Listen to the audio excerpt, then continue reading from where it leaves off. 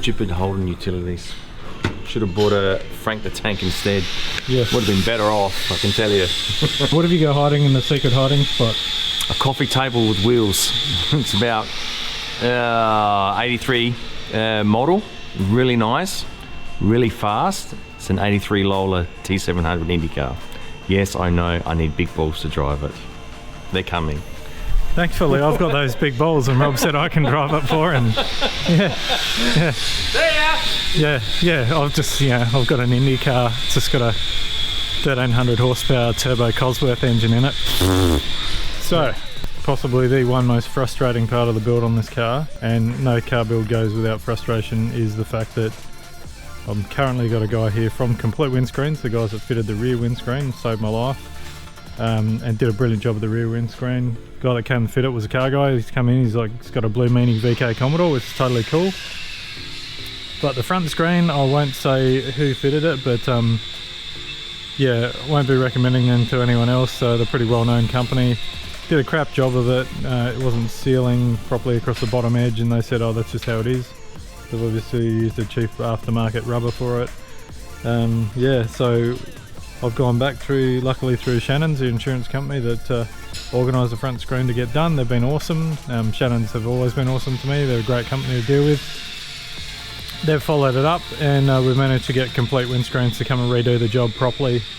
So I've no doubt that good, small, local Aussie business here in Adelaide really pride themselves in their work. So yeah, I got no doubts that this will be done properly this time. What have we got here? Alright, we got your flanges, your two flanges. Why have we got two flanges? Because there is two different types, so just bring back the one you don't use, mate. So we've got your final drive. So you got your pinion. Brand new pinion there, mate. And your crown gear. So it's your gear set. And there's your bearing kit. Your bearing kit to put it all together with nice Koyo NSK Japanese bearing kit. So nice. That's good. This thing here? This is the fruit of it all. This is a Harrop Elocker. So push a button, instant locker. Nice.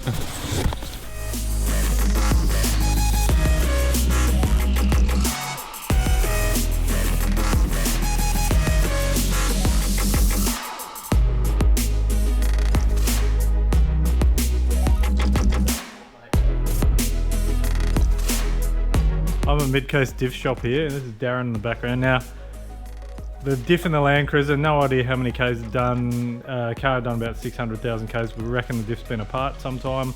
There's no record of it being done, but who knows. But it was getting a bit tired. The front flange was a little bit loose and stuff like that, and it's given us a really good chance to throw a locker in it. So this is Darren here. He's the diff guru that I'm using. He loves his Chryslers and cars. He's a gearhead like the rest of us. So I'm going to go through everything we've got on the bench here, get a time lapse of him ripping it apart, and then he's going to spend some time setting it all up nicely and everything like that. It's not something you want to rush. So I'm going to leave it with him and then come back and pick up a brand new sexy diff off him. So yeah, let's have a look at what we got here. Oh, and that's Darren. Hey guys. So cheers. Alright, what have we got here? This is... well, we've got an old tired 80 series Landcruiser diff with a loose pinion flange or yoke. I don't know if you guys can see that. I'll try and just sort of try and lock it, but trust us, it is moving. Sort of obviously a bit of a common problem with these things, unfortunately. But yeah, Mark's provided us with some, well, Burson's and Mark have supplied us with some really nice gear here. So yeah, looking forward to hook into this one. So yeah, we've got a nice Eaton Harrop True Track. No, we've got a locker. I'm so used to putting True Tracks in these things. So yeah, we've got an E-locker, which is a very nice bit of kit. As you can see, all billet, very nicely finished, just like all their products. Once again, genuine stuff. Eaton Harrop. That one. So yeah, that will be very nice for Mark. We've got a brand new set of 410. Is it 410 or 411? 411 ratio. We'll count the teeth on that, and we'll definitely know exactly what we've got there. As you guys seen, we had a pretty hammered yoke flange, so we've got a brand new one of them to go back on there, and naturally we've got a brand new bearing kit, seal and gasket. So and all nice Japanese bearings. Yeah, Koyo, very nice, and NSK, both, like you're saying, Japanese quality. You know, once again, guys, very nice quality. All the Japanese stuff tends to be good quality gear. You know, you very rarely see this sort of stuff blowing up as such, unless it's been, you know, abused, and plenty of guys do abuse them, being an 80 series these days for rock crawling, as we were just saying, and 4x4 and that sort of stuff. So yeah, okay, you do see them hammered, but everyday driving, towing, this, that and the other, nah, generally they're a good thing, and once again, Japanese quality. So yeah, for sure, good stuff.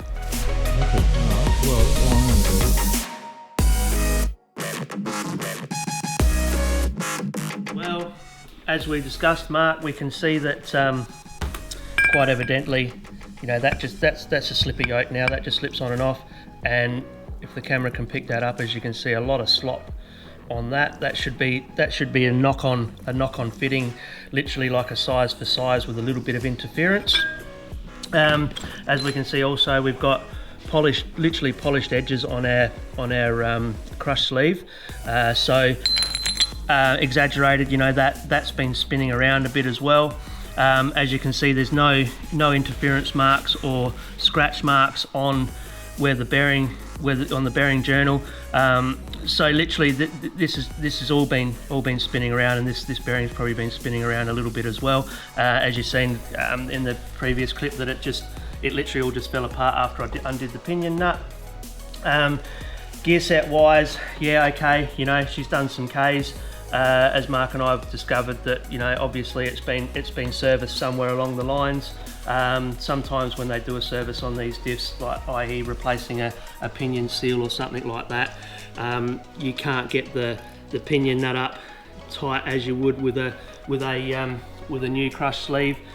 So because this has already been crushed, and if you do this pinion nut up too tight, well, then you put too much preload on the bearings and prematurely wear the bearings and chew them out.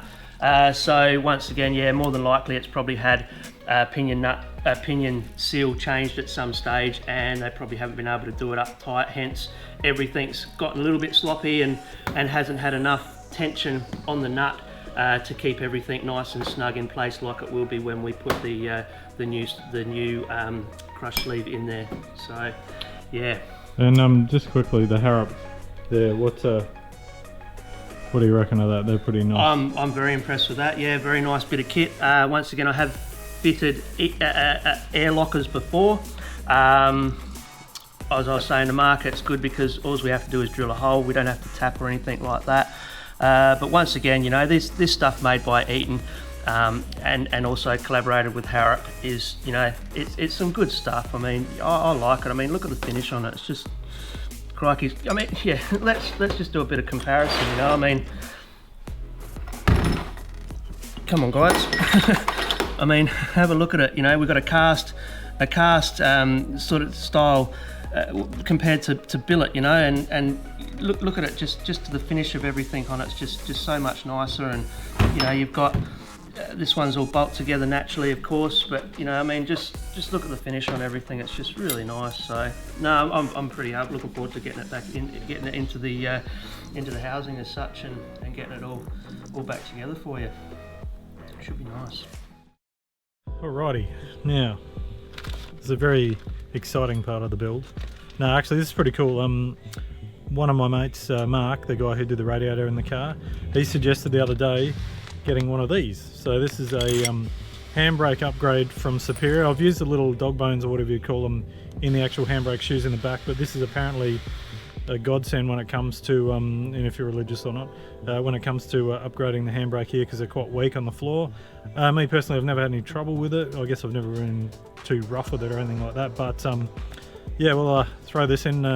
Apparently it's going to make it night and day compared to what it was. So thanks to dudes from Superior for this. I hit them up, they checked out the car, thought it was cool as hell. So yeah, put it in, see what happens.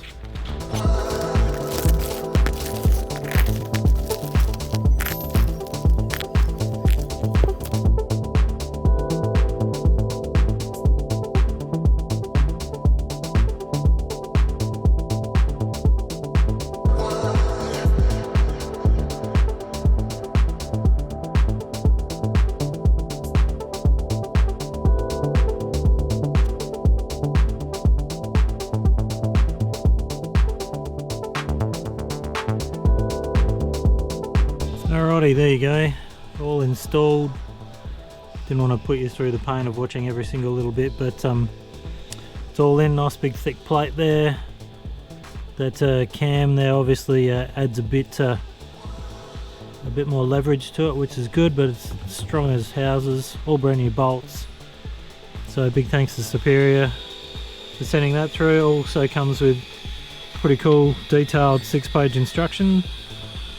So, and it comes with a 6mm drill bit for drilling out those old rivets. So very good. Thank you, Superior Engineering. Nice addition to the car. I'll probably get a new boot for the handbrake here, because this one's a bit old and tatty, but I've given it a clean for the meantime. So chuck that back on, and you'd never even know it'd been done. So pretty damn cool. I'm at Santa Claus's house. Look. Oh. he's missing his other 2 hose. And there's more hose. 2 hose down. So anyway, that's my video done for this week. Like I said, it wasn't super exciting, but now that you've actually seen that I do have a drag car and that I'm around with it, I've come over to Hose House here to help him with this, mainly just to supply a jumper pack. But head over to his YouTube channel as well. Down below, also his Facebook pages, All Things Bogan and Stay at Home Bloke. Yep. And yeah. Stay at Home Bloke on the gram. And yeah, on the gram and on everything. We'll put all the links in there. All the links. All the links. All the links. All right. And yeah, we love Kazakhstan.